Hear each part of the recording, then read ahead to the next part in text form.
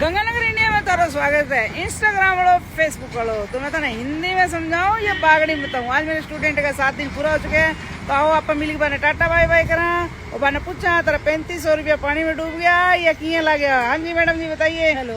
हाँ जी, दीदी ने बहुत अच्छी गाड़ी सिखाई। मुझे जैसा टीचर चाहिए था मुझे वैसा ही टीचर मिला। इन्होंने मुझे एक अच्छे दोस्त फ्रेंड की तरह मुझे गाड़ी सिखाई। पूरी गाड़ी की एक बारीकी बारीकी क्या कैसे चलाते हैं, कैसे रोकते हैं, पूरा समझाया। ठीक है, तो मुझे इतना ट्रैफिक देख के ही डर लगने लग जाता था भी मैं कैसे चलाऊं।